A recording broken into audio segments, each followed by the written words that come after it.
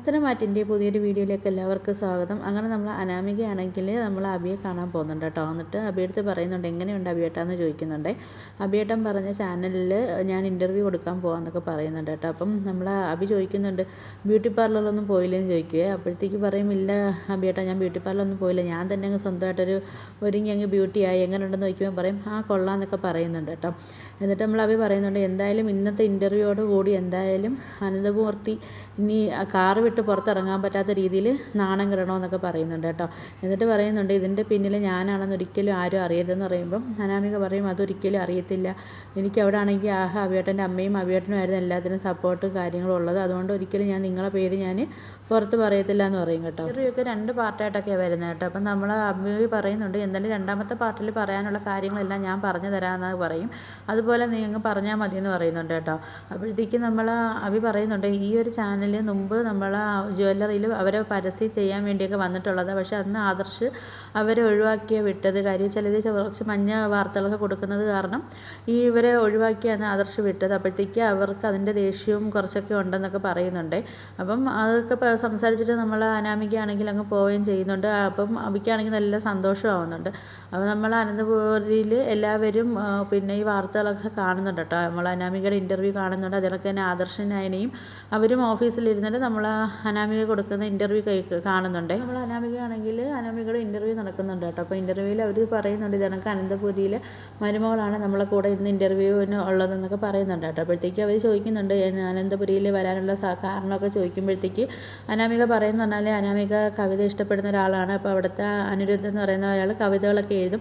അങ്ങനെ ആ കവിതകൾ വായിച്ചപ്പോൾ എനിക്ക് ഇഷ്ടപ്പെട്ടു, അങ്ങനെ ഞാൻ കമൻ്റൊക്കെ ഇട്ടു. അങ്ങനെ അതിൽ ആ കമൻ്റ് അവിടുത്തെ എനിക്കാണെങ്കിൽ ഇഷ്ടപ്പെട്ടു, അങ്ങനെ എന്നെ ജീവിതത്തിലേക്ക് ക്ഷണിച്ചാണ്, അങ്ങനെ ഞങ്ങൾ കല്യാണം കഴിഞ്ഞാന്നൊക്കെ പറയും കേട്ടോ. പറയുന്നുണ്ട് ഞാൻ ഒരുപാട് പ്രതീക്ഷയിലാണ് ഞാൻ അവിടെ ചെന്ന് കയറിയത്, പക്ഷേ 2-3 ദിവസം കഴിഞ്ഞപ്പോൾ തന്നെ എനിക്ക് എൻ്റെ പ്രതീക്ഷകളെല്ലാം നഷ്ടപ്പെട്ടു. കാര്യം വെച്ചാൽ ഇപ്പോഴും അവിടെ അടിമത്തം നിൽക്കുന്ന ഒരു വീട് തന്നെ അതെന്ന് പറയും. അപ്പം നമ്മൾ ഇപ്പോഴത്തെ കാലത്ത് പെൺകുട്ടികളൊക്കെ നമ്മൾ ഒരുപാട് സ്വാതന്ത്ര്യങ്ങളും കാര്യങ്ങളും ഒക്കെ ആഗ്രഹിക്കുന്നവരല്ലേ, നമുക്ക് അവിടെ അതിനുള്ള സ്വാതന്ത്ര്യങ്ങളും കാര്യങ്ങളൊന്നും ഇല്ല, അവിടെ എല്ലാം ആണുങ്ങളെ വാക്കിനാണ് വിലയെന്നൊക്കെ പറയുന്നുണ്ട് കേട്ടോ. അപ്പം നമ്മൾ അവതാരിക ചോദിക്കുന്നുണ്ട് അവിടെ ഇപ്പം കിരീടം വയ്ക്കാത്ത രാജാവ് ആരാ, അനന്തമൂർത്തിയാണോ എന്ന് ചോദിക്കുമ്പോൾ പറയും അത് തലമൂത്ത രാജാവാണ്, അതിന് താഴെ കുറേ യുവരാജാക്കന്മാരും ഉണ്ടെന്ന് പറയുന്നുണ്ട് കേട്ടോ. ഇപ്പോഴത്തെ യുവരാജാവ് എന്ന് പറഞ്ഞാൽ നമ്മളെ മൂർത്തീസ് ഗ്രൂപ്പിൻ്റെ MD നമ്മൾ ആദർശാണെന്ന് പറയും. ഇപ്പം എന്നിട്ടിപ്പോൾ ആദർശിനെ കുറിച്ചും അനഘയെ കുറിച്ചാണ് ഇപ്പോൾ പറയുന്നുണ്ട് കേട്ടോ. അപ്പോഴത്തേക്ക് പറയുന്നുണ്ട് ഇത് കണക്ക് ഞങ്ങൾ ഇന്നലെ ആദർശിനെ കുറിച്ചൊരു വാർത്ത ഞങ്ങൾ പുറത്ത് വിട്ടിട്ടുണ്ടായിരുന്നു. അപ്പം ഞങ്ങളത് പിന്നെ അന്വേഷിച്ച് അറിഞ്ഞ കുറച്ച് കാര്യങ്ങൾ സത്യങ്ങളാണ് ഞങ്ങളിങ്ങനെ പുറത്ത് വിട്ടതെന്നൊക്കെ ഇങ്ങനെ പറയുന്നുണ്ട് കേട്ടോ. അതിനെക്കുറിച്ച് അങ്ങനെ ആൾക്കാർ ചോദിച്ചപ്പോഴത്തേക്കൊക്കെ ഓരോരുത്തർ ഇങ്ങനെ അത് സത്യമാണെന്ന് അറിഞ്ഞു. അപ്പോൾ പിന്നെ അതിനെക്കുറിച്ച് എന്തെങ്കിലും സത്യങ്ങളുണ്ടോ എന്ന് ചോദിക്കുമ്പോഴത്തേക്ക് അനാമിക പറയുന്നുണ്ട് അത് 100% സത്യമാണ്. ഇതണക്ക് കല്യാണത്തിന് മുമ്പ് ഒരു പെണ്ണുമായിട്ട് സ്നേഹമായിരുന്നു, അതിലുള്ള അവർക്കൊരു കുഞ്ഞുണ്ട്, ആ കുഞ്ഞാണ് പിന്നെ അനന്തപുരിയിൽ താമസിക്കുന്ന ചാന്ദിനി എന്ന് പറയുന്ന ഒരു കൊച്ചെന്നൊക്കെ പറയുന്നുണ്ട് കേട്ടോ. അവതാരിക ചോദിക്കുന്നുണ്ട് അനാമികയ്ക്ക് മുമ്പ് 2 പെൺകുട്ടികൾ അവിടെ വന്നിട്ടുണ്ടല്ലോ, അപ്പം അവരെങ്ങനെ അവിടെ പിടിച്ച് നിൽക്കുന്നതെന്നൊക്കെ ഇങ്ങനെ ചോദിക്കുന്നുണ്ട് കേട്ടോ. അപ്പോഴത്തേക്ക് നമ്മൾ പിന്നെ അനാമിക പറയുന്നുണ്ട് അതുകൊണ്ടൊക്കെ തന്നെ അപ്പോൾ അതുകൊണ്ടൊക്കെ തന്നെ നമ്മൾ അവതാരിക ചോദിക്കുന്നുണ്ട് ഇപ്പോൾ ആദർശിൻ്റെ കാര്യങ്ങൾ അറിഞ്ഞിട്ടും അവരെ വൈഫിന് വേറെ പ്രശ്നങ്ങളോ കാര്യങ്ങളോ ഒന്നും ഇല്ലേ എന്നൊക്കെ ഇങ്ങനെ ചോദിക്കുന്നുണ്ട് കേട്ടോ. അപ്പം അനാമിക പറയുന്നുണ്ട് അവരൊക്കെ ഒന്നുമില്ലായ്മയിൽ നിന്ന് വന്നവരല്ലേ, അപ്പം വലിയൊരു വീട്ടിലേക്കല്ലേ കല്യാണം കഴിച്ചിട്ട് വന്നത്, അപ്പോൾ അത് പിന്നെ അവർക്ക് അതൊന്നും ഒരു പ്രശ്നമല്ലായിരിക്കും എന്നൊക്കെ ഇങ്ങനെ പറയുന്നുണ്ട് കേട്ടോ. പിന്നെ ഞാൻ പറഞ്ഞില്ല അവിടെ ഈ പറയുന്ന കണക്ക് നമുക്ക് പെൺകുട്ടികൾക്ക് അവിടെ ഒരു സ്വാതന്ത്ര്യങ്ങളും ഒരു അഭിപ്രായങ്ങളും നമുക്ക് പറയാൻ പറ്റത്തില്ല എന്നൊക്കെ. അതുപോലെ തന്നെ നമ്മൾ എന്തെങ്കിലും പറയാൻ പോവുകയാണെങ്കിൽ അവിടെ ഉള്ളവർ നമ്മളെ നാവിനെയൊക്കെ അടിച്ചമർത്തും എന്നൊക്കെ പറയുന്നുണ്ട് കേട്ടോ. പിന്നെ നമ്മൾ അനാമികയാണെങ്കിൽ ഭയങ്കര സങ്കടത്തോടെയൊക്കെ പറയുന്നുണ്ട് ഞാൻ ഒരുപാട് ക്ഷമിച്ചും സഹിച്ചൊക്കെയാണ് അവിടെ നിന്നത്, അവിടെ പിന്നെ നടന്ന ഓരോ കാര്യങ്ങളൊക്കെ കണ്ടിട്ട് എനിക്ക് അത് സഹിക്കാൻ പറ്റാതെയൊക്കെ വന്നപ്പം എൻ്റെ അച്ഛനും അമ്മയും തന്നെയാണ് എൻ്റെ അടുത്ത് വിളിച്ചിട്ട് തിരിച്ച് വീട്ടിലേക്ക് വരാൻ വേണ്ടി പറഞ്ഞത്. അങ്ങനെ ഞങ്ങൾ എൻ്റെ കല്യാണമൊക്കെ വലിയ ആഡംബരവും ഭയങ്കര ഇതൊക്കെ ആയിട്ട് നടത്തിയതായിരുന്നു. പക്ഷേ പിന്നെ എന്തായാലും ആദ്യം തന്നെ ഒരു ബന്ധം ഒഴിയുമ്പോഴത്തേക്ക് അത് ആൾക്കാരൊക്കെ ഓരോന്നൊക്കെ പറയുമല്ലോ, അതുകൊണ്ടാണ് പിന്നെ ഇത്രയും നാളെ ഞാൻ ക്ഷമിച്ചൊക്കെ നിന്നേന്നൊക്കെ പറയുന്നുണ്ട്. എൻ്റെ അച്ഛനിക്ക് ഓരോ കാര്യങ്ങളൊക്കെ കണ്ട് മനസ്സിലായതിനു ശേഷമാണ് എൻ്റെ അച്ഛൻ തിരിച്ച് എന്നെ വീട്ടിലേക്ക് വിളിച്ചത്. അപ്പോൾ എനിക്ക് കുറച്ച് സമാധാനങ്ങളും കാര്യങ്ങളൊക്കെ ആയെന്ന് പറയുന്നുണ്ട് കേട്ടോ. പിന്നെ അനാമിക പറയുന്നുണ്ട് പിന്നെ നമ്മൾ പെൺകുട്ടികൾക്ക് സ്വത്തും പണവും കുറേ സ്വർണ്ണവും ആഡംബര കാറും ഒന്നുമല്ല നമുക്ക് ആവശ്യമുള്ളത്, നമ്മൾ കല്യാണം കഴിച്ച് ചെന്ന് കയറുന്ന വീട്ടിൽ നമ്മളെ സ്നേഹിക്കാൻ മനസ്സുള്ള ആൾക്കാരാണ് വേണ്ടതെന്നൊക്കെ പറയുകയാണ്. ഇങ്ങനെയൊക്കെ പറഞ്ഞിട്ട് നമ്മൾ അനാമികയാണെങ്കിൽ പിന്നെ കരഞ്ഞ് അവിടെ തകർക്കുന്നുണ്ട് കേട്ടോ. അപ്പോഴത്തേക്കും നമ്മൾ ദേവയാനിക്കൊക്കെ ആണെങ്കിൽ ഇതൊക്കെ കണ്ടിട്ടാണെങ്കിൽ അങ്ങോട്ട് സഹിക്കാനും പറ്റുന്നില്ല. അങ്ങനെ നമ്മൾ അവതാരിക പറയുന്നുണ്ട് എന്തായാലും ഇൻ്റർവ്യൂ കഴിഞ്ഞിട്ടില്ല, എന്തായാലും നാളെ ഇതിൻ്റെ പാർട്ട് 2 ആയിട്ടുണ്ടെന്നൊക്കെ പറയുന്നുണ്ട് കേട്ടോ. അങ്ങനെ നമ്മൾ ഇൻ്റർവ്യൂ ഒക്കെ കഴിഞ്ഞ് നമ്മൾ ആദർശും നയനയൊക്കെ എന്നൊക്കെ ഇങ്ങനെ സംസാരിക്കുന്നുണ്ട് കേട്ടോ. അപ്പോൾ നയന പറയുന്നുണ്ട് എന്തായാലും ഈ ഇൻ്റർവ്യൂ നമ്മളെ മുത്തശ്ശിയൊക്കെ കണ്ടു കാണില്ലേ എന്നൊക്കെ നയന ചോദിക്കുന്നുണ്ട്.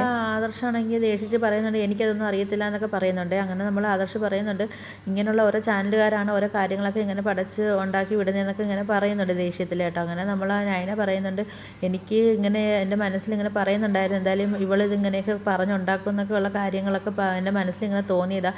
പക്ഷേ ഇതേ കണക്കൊരു ചാനലിൽ ഇവൾ കയറിയത് ഇങ്ങനെ പറയുന്നൊന്നും ഞാൻ വിചാരിച്ചില്ല എന്നൊക്കെ ഇങ്ങനെ പറയുക. നമ്മൾ ആദർശ് പറയുന്നുണ്ട് നയനയുടെ വയറ്റിലെ കുഞ്ഞിനെ ഇല്ലാതാക്കാൻ വേണ്ടി നോക്കിയല്ലേ അപ്പോൾ അവൾ ഇതുപോലെ ഇതിൻ്റെ അപ്പുറവും ചെയ്യുമെന്നൊക്കെ ഇങ്ങനെ പറയുന്നുണ്ട് കേട്ടോ.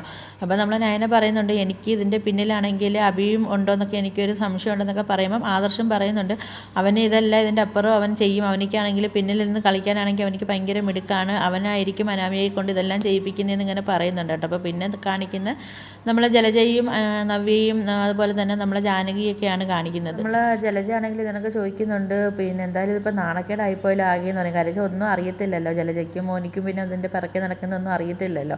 അതുകൊണ്ട് പിന്നെ നമ്മളെ ജലജ അവിടെ അഭിനയിച്ചങ്ങ് തകർക്കുന്നുണ്ട്. അങ്ങനെ നമ്മളെ ജലജ ചോദിക്കുന്നുണ്ട് നമ്മളെ ജാനകി എടുത്ത് അവൾ ഇത് കണക്ക് ഇൻ്റർവ്യൂവിന് പോകുന്ന കാര്യം നിൻ്റെ അടുത്ത് വല്ലതും വിളിച്ച് പറഞ്ഞിട്ടുണ്ടോ എന്ന് ചോദിക്കുമ്പോൾ നമ്മളെ ജാനകി പറയും എൻ്റെ അടുത്തൊന്നും അവൾ പറഞ്ഞിട്ടില്ല, പറഞ്ഞെങ്കിൽ ഞാൻ ഉറപ്പായിട്ട് ഞാൻ അങ്ങനെ പോകരുതെന്നേ പറയത്തുള്ളൂ എന്ന് പറയും കേട്ടോ. അപ്പോൾ ഈ സമയത്താണെങ്കിൽ നമ്മൾ അനിയും അങ്ങോട്ട് വരുന്നുണ്ട്. ജലജയാണെങ്കിൽ അനിയടുത്ത് ചോദിക്കുന്നുണ്ട് നിൻ്റെ ഭാര്യ ഒരു ചാനലിൽ കയറി ഇരുന്ന് ഇൻ്റർവ്യൂ കൊടുത്തു അത് നീ കണ്ടോ എന്നൊക്കെ ചോദിക്കുന്നുണ്ട് കേട്ടോ. അപ്പോൾ അത് ഭാര്യ എന്നൊക്കെ പറയുമ്പോൾ നമ്മൾ അനിക്കാണെങ്കിൽ ദേഷ്യം വരുന്നുണ്ട്. അങ്ങനെ നമ്മൾ അനി ചോദിക്കുന്നുണ്ട് ആരാ ഭാര്യ എന്നൊക്കെ ഇങ്ങനെ ചോദിക്കുന്നുണ്ട് കേട്ടോ. അപ്പോൾ ഇതൊക്കെ കേൾക്കുമ്പോൾ നമ്മൾ ജാനകി ആണെങ്കിൽ കളിയാക്കി പറയുന്നുണ്ട് അവനിക്ക് അവൻ്റെ ഭാര്യയെ പോലും അറിയാൻ വയ്യല്ലോ എന്നൊക്കെ പറയുന്നുണ്ട്. അപ്പം നമ്മളെ നവ്യ ആണെങ്കിൽ പറയുന്നുണ്ട് ഇതണക്ക് അനാമികയാണെങ്കിൽ ഇതണക്കൊരു ചാനലിൽ ഇൻ്റർവ്യൂ കൊടുത്തിട്ടുണ്ട്, പക്ഷേ നിൻ്റെ കാര്യവും നന്ദുവിൻ്റെ കാര്യവും ഒന്നും പറഞ്ഞിട്ടില്ല, പറഞ്ഞത് ആദർശേട്ടൻ്റെയും ചന്തുമോളെ കാര്യമാണ് പറഞ്ഞത്, അതുപോലെ എല്ലാ കാര്യങ്ങളും അവൾ വെട്ടി തുറന്ന് ഇങ്ങനെ പറഞ്ഞിട്ടുണ്ടെന്നൊക്കെ ഇങ്ങനെ പറയുന്നത്. നവ്യ പറയുന്നുണ്ട് എന്തായാലും ഇതിപ്പോൾ നാണക്കേടായിപ്പോയി എന്നൊക്കെ പറയുമ്പോഴത്തേക്കും നമ്മൾ അനി പറയുന്നുണ്ട് അവളാണെങ്കിൽ അവളെ കണ്ണ് മൊത്തം അനന്തപുരിക്കാരുടെ സ്വത്തിനകത്താണ്, അവൾ അച്ഛനാണെങ്കിൽ കടത്തിൽ മുങ്ങി നിൽക്കുമല്ലേ, അപ്പോൾ അതിൻ്റെ കടം തീർക്കാൻ വേണ്ടിയാണ് അവൾ കണ്ടെടുത്തൊരു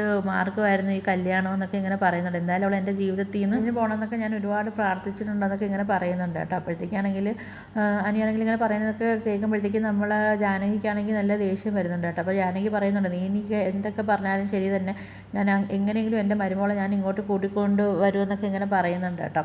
അപ്പം ഇനി അവളിങ്ങനെ കയറി ഇരുന്ന് ഇൻ്റർവ്യൂ കൊടുത്താലും എനിക്കൊരു കുഴപ്പമില്ല, ഞാൻ എത്ര ആയാലും ഇപ്പോൾ എനിക്ക് അവളുടെ അടുത്ത് മതിപ്പും കാര്യങ്ങളും എനിക്ക് കൂടിയിട്ടേ ഉള്ളെന്ന് പറയുക. കേൾക്കുമ്പോൾ നമ്മൾ അനിക്കുവാണെങ്കിലൊക്കെ ദേഷ്യം വരുന്നുണ്ട് കേട്ടോ. അങ്ങനെ ഈ സമയത്ത് ഈ സംസാരം നടക്കുന്ന സമയത്താണല്ലോ നമ്മളെ ജാനകിയാണെങ്കിൽ അബിയുടെ കോളറിൽ കയറി കുത്തിപ്പിടിച്ചിട്ടൊക്കെയാണ് സംസാരിക്കുന്നത് കേട്ടോ. അപ്പോഴത്തേക്ക് അത് നമ്മളെ ജലജയാണെങ്കിൽ പിടിച്ച് മാറ്റുന്നുണ്ട് കേട്ടോ ജാനകി. ഇനിയിപ്പം ജലജ പറയുന്നുണ്ട് എന്തായാലും ഈ ഒരു പ്രശ്നത്തിൽ ഇനി അമ്മയും മോനും കൂടെ ഇനി എന്തായാലും അടി കൂടണ്ടെന്നൊക്കെ ഇങ്ങനെ പറഞ്ഞിട്ട് നമ്മൾ ജാനകിയെ പിടിച്ച് മാറ്റുന്നുണ്ട്. അങ്ങനെ നമ്മൾ അനിയാണെങ്കിൽ ഇതൊക്കെ പറഞ്ഞിട്ട് അനി അവിടെ നിന്ന് പോകുന്നുണ്ട്. അനി അങ്ങോട്ട് പോയതിന് ശേഷമാണെങ്കിലും നമ്മളെ ജാനകി ആണെങ്കിൽ നമ്മളെ നവ്യെടുത്ത് അങ്ങനെ പറഞ്ഞു നവ്യ നീ ഒരു കാര്യം ഓർത്തോ, കാര്യം വെച്ചാൽ ഞാൻ ഇവിടെ എൻ്റെ മരുമോൾ പോയതിന് ശേഷം നിൻ്റെ അനിയത്തി ഇവിടെ കൊണ്ടുവന്ന് താമസിപ്പിക്കാമെന്നൊന്നും ആരും മനക്കോട്ട കെട്ടേണ്ട കാര്യമില്ല, ഞാൻ ജീവിച്ചിരിക്കുന്ന സമയത്ത് അത് സമ്മതിക്കത്തില്ല എന്നൊക്കെ പറയുന്നുണ്ട് കേട്ടോ. പറഞ്ഞിട്ട് നമ്മളെ ജാനകിയും അവിടെ നിന്ന് ദേഷ്യപ്പെട്ട് പോകുന്നുണ്ട്. അതിനുശേഷം കാണിക്കുന്നത് നമ്മളെ മുത്തശ്ശനും മുത്തശ്ശിയും കൂടി ഇരുന്ന് സംസാരിക്കുക കേട്ടോ. അങ്ങനെ നമ്മളെ മുത്തശ്ശിയാണെങ്കിൽ മുത്തശ്ശൻ്റെ അടുത്ത് പറയുന്നുണ്ട് എന്തായാലും നമ്മളൊരു വിഷപ്പാമ്പിനാണല്ലോ നമ്മൾ പാൽ കൊടുത്ത് വളർത്തിയത്, അവളെന്തായാലും ഇത്രയ്ക്കും അഹങ്കാരിയാണെന്ന് അറിഞ്ഞിട്ട് ഞാൻ അവളെ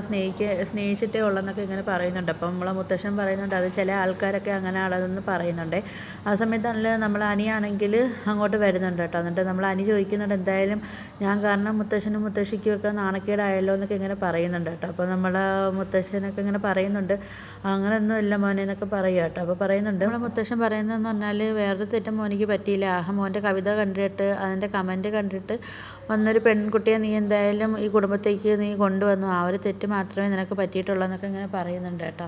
അപ്പം പിന്നെ മുത്തശ്ശൻ പറയുന്നതെന്ന് പറഞ്ഞാൽ അവൾ അടവുകൾ അറിയാവുന്നൊരു പെൺകുട്ടി ആയതുകൊണ്ട് അവൾക്ക് നമ്മളെല്ലാവരെയും മനസ്സുകൾ കീഴടക്കാൻ അവളെ കൊണ്ട് സാധിച്ചു എന്നൊക്കെ പറയുന്നുണ്ട് കേട്ടോ. അപ്പം നമ്മൾ അനി പറയുന്നുണ്ട് മുത്തശ്ശ എന്തായാലും ഇപ്പം ഇന്നത്തെ ഇൻ്റർവ്യൂ അല്ലേ കഴിഞ്ഞിട്ടുള്ളൂ, അപ്പം നാളത്തെ ഇൻ്റർവ്യൂ ഇതിൻ്റെ പാർട്ട് 2 ഉണ്ടല്ലോ, അപ്പം നമുക്ക് അവളെ വിളിച്ച് പറഞ്ഞാലോ ഇത് അവൾ നാളെ ഇൻ്റർവ്യൂ കൊടുക്കണ്ടെന്ന് പറഞ്ഞാലോ എന്ന് ചോദിക്കുമ്പം മുത്തശ്ശൻ പറയുന്നുണ്ട് അത് വേണ്ട, അവളെന്തായാലും പറയാനുള്ളതെന്ന് വെച്ചാൽ അവൾ പറയട്ടെ, അതങ്ങനെ തന്നെ പോട്ടെന്നൊക്കെ പറയുന്നുണ്ട് കേട്ടോ. എന്തായാലും നമുക്കിങ്ങനെ പറയാനൊരു സാഹചര്യം നമ്മളിവിടെ ആർക്കും ഇതുവരെയ്ക്കും വരുത്തിയിട്ടില്ലായിരുന്നു, പക്ഷേ ഇപ്പോൾ എന്തായാലും അവളിങ്ങനെയൊക്കെ ചെയ്യുന്നുണ്ടല്ലോ, അപ്പോൾ ഇനി എന്തായാലും അവൾ തീരുമാനിച്ച കണക്ക് എന്തായാലും അവൾ പറഞ്ഞുകൊണ്ട് നടക്കട്ടെ എന്നൊക്കെ പറയുന്നുണ്ട്. എന്തായാലും ഇനി വരുന്നിടത്ത് വെച്ച് നമുക്ക് കാണാൻ മോനെന്നൊക്കെ പറഞ്ഞിട്ട് അനിയടുത്ത് പറയുന്നുണ്ട് എന്തായാലും ഇങ്ങനൊരു സംഭവം വന്നും പറഞ്ഞിട്ട് മോൻ എന്തായാലും അതിനെക്കുറിച്ച് വിഷമിക്കേണ്ട എന്നൊക്കെ ഇങ്ങനെ പറയുന്നുണ്ട് കേട്ടോ. അങ്ങനെ നമ്മൾ അനിയാണെങ്കിൽ സമാധാനപ്പെടുത്തിയിട്ട് അനി അവിടെ നിന്ന് പറഞ്ഞു വിടുന്നുണ്ട്. അങ്ങനെ നമ്മൾ മുത്തശ്ശിയാണെങ്കിൽ പറയുന്നുണ്ട് എന്തായാലും ഒരു തെറ്റും ചെയ്യാത്തൊരു പയ്യനാണ് അനി, അവനിക്ക് ഇങ്ങനൊരു അവസ്ഥ വന്നല്ലോ എന്നൊക്കെ പറഞ്ഞിട്ട് നമ്മളെ മുത്തശ്ശിയാണെങ്കിൽ ഇങ്ങനെ സങ്കടത്തോടെ പറയുന്നുണ്ട് കേട്ടോ. നമ്മളെ മുത്തശ്ശൻ്റെ അടുത്ത് നമ്മളെ അനിയാണെങ്കിൽ ആണെങ്കിൽ പോയിട്ട് നമ്മളെ നന്ദുവിന് മെസ്സേജ് അയക്കുന്നുണ്ട് കേട്ടോ. മെസ്സേജിനകത്ത് ഇങ്ങനെ പറയുന്നുണ്ട്, ഇപ്പോഴാണ് അനാമികയുടെ വീട്ടിൽ കയറി അവളെ അച്ഛനും അമ്മയ്ക്കും അവർക്കും ഒക്കെ അടി കൊടുക്കേണ്ട സമയം. അതിൻ്റെ നീ ചെയ്ത് കഴിഞ്ഞാൽ നിൻ്റെ കൂടെ എല്ലാ സപ്പോർട്ടിനും ഞാനുണ്ടാവും എന്നൊക്കെ ഇങ്ങനെ പറയുന്നുണ്ട് കേട്ടോ. അപ്പോൾ നമ്മൾ ആ നന്ദു ആണെങ്കിൽ ഇങ്ങനെ പറയുന്നുണ്ട്, ചില ബന്ധങ്ങൾ നടക്കേണ്ടത് അത് നടക്കുക തന്നെ ചെയ്യണം. നമ്മൾ ചില ആൾക്കാരെ വാക്ക് കേട്ടിട്ട് നമ്മളത് വേണ്ടാന്ന് വെക്കുമ്പോഴത്തേക്ക് അവിടെ ഇങ്ങനെയുള്ള ചില സാഹചര്യങ്ങളും സംഭവങ്ങളൊക്കെ ഇങ്ങനെ നടക്കും എന്നൊക്കെ ഇങ്ങനെ നമ്മൾ നന്ദു ഇങ്ങനെ ഇരുന്ന് ആലോചിക്കുന്നുണ്ട്. നമ്മൾ നന്ദു ഇങ്ങനെ ചിന്തിക്കുന്നുണ്ട്, ഇപ്പം എന്തായാലും എനിക്കും ഒന്നും ചെയ്യാൻ പറ്റാത്ത ഒരു അവസ്ഥയായി പോയല്ലോ എന്നൊക്കെ ഇങ്ങനെ നന്ദു ചിന്തിക്കുന്നുണ്ട് കേട്ടോ. പിന്നെ കാണിക്കുന്നത് നമ്മളെ രേവതിയും വേണുവിനെയും നമ്മൾ അനാമികയാണ് കേട്ടോ. അപ്പം നമ്മളെ രേവതി പറയുന്നുണ്ട്, എന്തായാലും നമ്മൾ വിചാരിച്ച പോലെ കാര്യങ്ങളൊക്കെ നടക്കുന്നുണ്ട്, പക്ഷേ ഇനി ഇതിൻ്റെ പേരിൽ അവരെ ഇനി കയറി നമ്മൾ നന്ദു തല്ലുമോ എന്നൊരു പേടിയുണ്ട്. ഇനി അതിൻ്റെ കൂട്ടത്തിൽ നന്ദുവിൻ്റെ കൂട്ടത്തിൽ അനിയും കൂടുമെന്നൊക്കെ നമുക്ക് അറിയാവുന്നൊക്കെ ഇങ്ങനെ വേണുവും പറയുന്നുണ്ട് കേട്ടോ. അപ്പോൾ എന്തായാലും ഒരു തല്ല് കിട്ടുമെന്നുള്ളൊരു പേടി എന്തായാലും അവർക്ക് മൂന്നർക്കും ഉണ്ട്. അനാമിക പറയുന്നുണ്ട്, എന്തായാലും ഇനി എത്ര തല്ല് കിട്ടിയാലും എന്തായാലും ഞാൻ ഇതിന് പുറകോട്ടില്ല, എനിക്ക് പറയാനുള്ള കാര്യങ്ങളെല്ലാം ഞാൻ പറയുമെന്നൊക്കെ പറയുന്നുണ്ട് കേട്ടോ. അപ്പോൾ നമ്മളെ വേണു പറയുന്നുണ്ട്, എന്തായാലും നമ്മൾ നിശ്ചയിച്ച കാര്യങ്ങൾ നമ്മൾ നടക്കണം, പക്ഷേ ഇതിൻ്റെ പേർക്ക് കേസൊക്കെ ആയിട്ട് പോയാലും ഇപ്പം അവർക്കാണെങ്കിൽ കുടുംബ വക്കീലും കമ്പനി വക്കീലും ഒക്കെ കാണും. പക്ഷേ നമ്മൾ ഇതിൻ്റെ പിറകെ പോകുമ്പോഴത്തേക്കാണെങ്കിലും നമുക്ക് പൈസ കൊടുത്തൊക്കെ നമ്മൾക്ക് വക്കീലിനെ വെക്കേണ്ടി വരും. ഒന്നാമത് എൻ്റെ പേരിൽ ഒരുപാട് കേസും കാര്യങ്ങളൊക്കെ കിടപ്പുണ്ട്, കുറേ പൈസയൊക്കെ കൊടുക്കാത്ത ഉള്ള കേസും കാര്യങ്ങളൊക്കെ ഉണ്ട് എന്നൊക്കെ ഇങ്ങനെ പറയുന്നുണ്ട് കേട്ടോ. അപ്പം എന്തായാലും ഈ ഒരു കാര്യങ്ങൾ അറിഞ്ഞിട്ട് എന്തായാലും അനന്തപൂർത്തി നമുക്ക് നല്ലൊരു കോമ്പൻസേഷൻ തരുന്ന രീതിയിൽ വരെ നമ്മൾ കാര്യങ്ങൾ കൊണ്ട് നമ്മൾ എത്തിക്കണമെന്നൊക്കെ ഇങ്ങനെ വേണു ഇങ്ങനെ ഇരുന്ന് പറയും. എന്തായാലും ഒരുപാട് മനക്കോട്ടകളൊക്കെ കിട്ടുന്നുണ്ട്, എന്തായാലും നമുക്ക് നോക്കാം എവിടം വരെ പോകും. അനാമിക പറയുന്നുണ്ട്, എന്തായാലും ഞാൻ പോകുന്ന ഗ്യാപ്പിൽ എന്തായാലും ആ നന്ദു അവിടെ കയറുന്നത് എനിക്ക് ഇഷ്ടമല്ല, അതെനിക്ക് സഹിക്കത്തില്ല എന്നൊക്കെ പറയുമ്പം അച്ഛനും അമ്മയൊക്കെ പറയുന്നുണ്ട്, അതിപ്പം നമുക്ക് പറയാൻ പറ്റുമോ, ഇപ്പോൾ എല്ലാം കൂടെ നമുക്ക് പറയാൻ പറ്റത്തില്ലല്ലോ എന്നൊക്കെ പറയുമ്പം അനാമിക പറയുന്നുണ്ട്, അത് അച്ഛൻ്റെ അമ്മയുടെ നിലപാടാണ്, പക്ഷേ എൻ്റെ നിലപാട് ഇങ്ങനെയാണ്, എന്തായാലും അവൾ അവിടെ കയറണ്ടെന്നൊക്കെയാണ് നമ്മളെ അനാമികയുടെ നിലപാട്. പക്ഷേ പിന്നെ നമ്മൾ വേണു പറയുന്നുണ്ട്, എന്തായാലും മോളെ നമുക്ക് പണം കിട്ടിയാൽ മതിയല്ലോ എന്നൊക്കെ ഇങ്ങനെ പറയുന്നുണ്ട്. പിന്നെ നമ്മൾ നിനക്കാണെങ്കിൽ ഇപ്പോൾ നീ ഒരു പയ്യനെ കണ്ടുവച്ചിട്ടുണ്ടല്ലോ, എന്തായാലും ഇപ്പോൾ അവൻ്റെ ജാതിയോ മതമോ കാര്യങ്ങളോ ഒന്നും നമ്മൾ ചോദിച്ചിട്ടില്ല. പിന്നെ ഇപ്പോഴത്തെ കാലത്ത് ജാതി മതമൊന്നും ആരും നോക്കത്തില്ലല്ലോ. പിന്നെ വേറൊരു കാര്യം എന്ന് പറഞ്ഞാൽ നീ കണ്ടുവച്ചിരിക്കുന്ന പയ്യൻ അവനാണെങ്കിൽ ഇപ്പം അനന്തപുരിയിൽ നിന്ന് കിട്ടുന്ന പണത്തിനോ സ്വത്തിനോ വേണ്ടിയാണ് നിൻ്റെ പിറകെ നടക്കുന്നതെങ്കിൽ പിന്നെ മോളെ നീ അത് തകർന്നു പോകുമെന്നൊക്കെ പറയുന്നുണ്ട് കേട്ടോ. അപ്പോൾ ഇതൊക്കെ കേൾക്കുമ്പോൾ ഒരു ഞെട്ടലോട് കൂടിയാണ് നമ്മൾ അനാമിക ഇരിക്കുന്നത്. അപ്പം ഇതൊക്കെയാണ് നമ്മൾ ഇന്നത്തെ വീഡിയോസായിട്ട് കാണിച്ചിരിക്കുന്നത്. അപ്പോൾ നിങ്ങൾക്ക് എൻ്റെ വീഡിയോസൊക്കെ ഇഷ്ടപ്പെടുകയാണെങ്കിൽ ഒന്ന് ലൈക്ക് ചെയ്ത് ഷെയർ ചെയ്ത് സബ്സ്ക്രൈബ് ചെയ്ത് കൂടുതൽ ബെല്ലൈക്കൺ ഒന്ന് എനേബിൾ ചെയ്തൊന്ന് സപ്പോർട്ട് ചെയ്യണേ.